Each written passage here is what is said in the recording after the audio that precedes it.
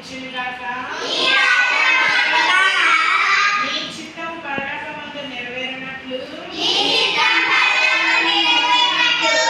భూమి యందు నెరవేరునుగాక. మా అనుదిన ఆహారము నేడు మాకు దయచేయుము. మా రుణస్థులను క్షమించిన ప్రకారము మా రుణము క్షమించుము. మేము శోధనలోకి తేక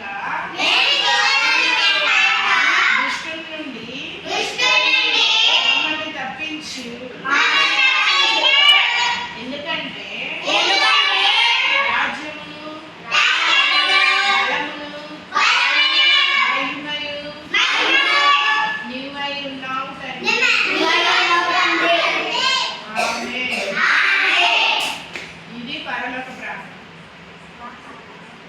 మన యేసయ్య 12 మంది శిష్యులకి నేర్పిన ప్రార్థన. అర్థమవుతుందా? ఈ ప్రార్థనతో రోజు ఎండ్ అవ్వాలి. ఓకేనా? నేర్చుకోండి. బైబిల్లో ఈ ప్రార్థన ఉంది. బైబిల్లో ఈ ప్రార్థన ఉంది. ఎక్కడంటే మత్తయి సువార్త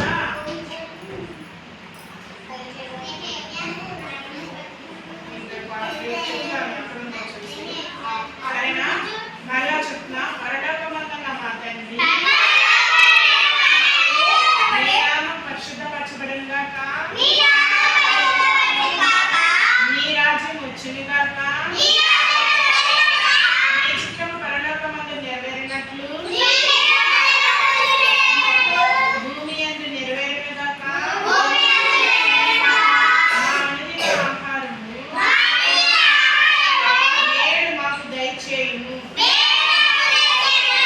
మా రుణస్థులను మేము క్షమించిన ప్రకారము నా రుణము క్షమించుము. మేము శోధనలోకి తేక దుష్టుని నుండి మమ్మల్ని తప్పించుము. ఎందుకంటే రాజ్యమును బలమును మహిమయు నీవై ఉన్నావు తండ్రి. ఆమేన్.